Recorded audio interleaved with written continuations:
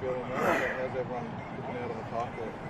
Yeah, it's good to be back. Day 2, so nice little break and freshen up to get back into the season and come back in. A fair few young boys are already getting around, and it's good to see all them travelling well. And all the boys that sort of come back in yesterday have ended up coming in quite fit and well. So it looks like the boys have done a fair bit of work over the off season, and we're able to roll into sort of footy pretty quickly, I'd say. One of the big things in the off season, how tough was it to see what happened with Eli when you guys most of you were probably going to leave at that stage? Yeah, we're probably part way through our leave, and it's something, not just your own teammate, but you don't want to see that happen to anyone. It's positive, I guess, El's sort of back up and on the right track now, and I think the most important thing is that he gets his health right, and we'll sort of have that chat around footy later on. But I think it's going to be certainly something that evolves over time, and see how his rehab goes and all the different sorts. So we're fully behind El and supporting him in his rehabilitation. What have you seen from some of the other forwards? Because there's a couple of spots there that are going to need filling this year. Are some of these young boys showing you a bit? Yeah, certainly. I think we've got a really good young crop coming through, and Storm brought in a program a few years ago, the Academy program, which has allowed a lot of those guys to get some NRL experience from quite a young age, and I think they're reaping the rewards from that now. Being able to train with the big boys for a few extra years really helps in your development. And we've seen last year, we've got a few guys coming through, Valu and Joey Chan, who are probably really ready to be full-time first graders. So we're certainly not short of good players, and who fills into them roles, I'm not sure yet, but that'll be something that we have a look at as time goes on. It's a shame, I guess, to lose Nelson. He probably had a great last 2 seasons, but yeah, he obviously leaves a big hole. Yeah. Nas, he's been here for a long time, and he was sort of a part of the furniture around the club. It is disappointing to lose him, but that's the nature of sport, and that's the nature of rugby league sometimes. I think Stefano coming in last year gave us a real big boost through the middle and sort of acted as that impact player that we really needed. And as nice as it would have been to have Nas out there as well, that wasn't the way a fair few of the weeks last year. So it is what it is now, and we're just going to work at who's going to fill that role, like I say. Thanks very much for that.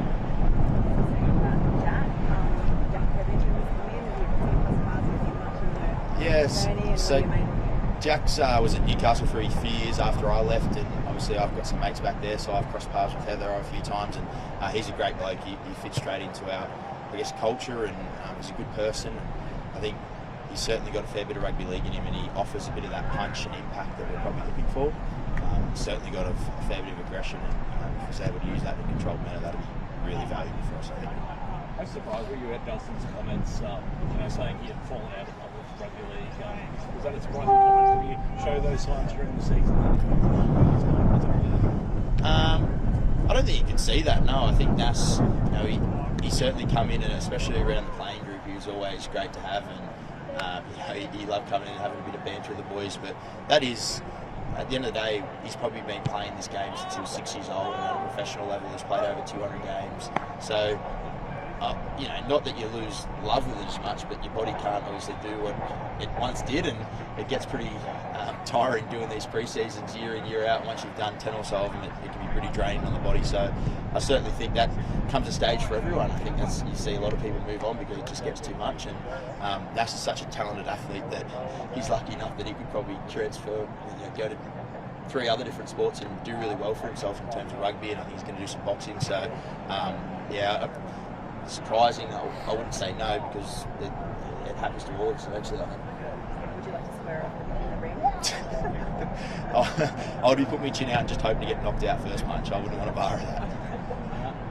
We all know it gets talked about every year, how notorious Craig Bellamy's pre-seasons are. Any advice for the new guys? I know that you don't quit camps coming up. What is that experience like as a new player?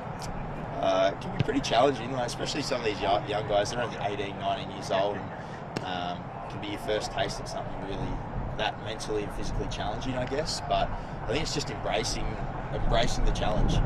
It's going to be hard.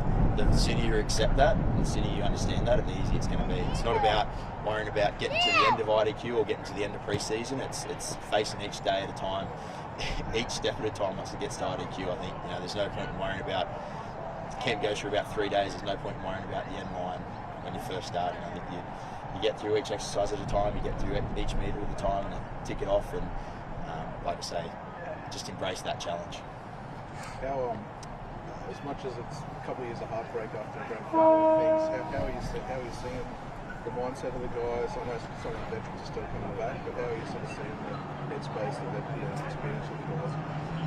Well, like I said, I've only been back for 2 days, but it's a really young group to start back with, and they're hungry. Like they've obviously got something to prove in terms of making debuts and sort of establishing themselves as NRL players. And I think for us, it's disappointing to lose 2 grand finals, but it's also it's pretty cool that 2 years in a row we were in the top 2 teams out of 17 each year. So I think that's something we can certainly take away as a positive. And obviously we're not doing too many things wrong. We've obviously got a few areas to fix up to try and get that ultimate trophy at the end of the year. But there's a real buzz around the joint, and at the end of the day, the club's been like this for many years, where year in, year out, they've sort of backed up and been able to put in a competitive season, and that's what we'll be looking to do again next year.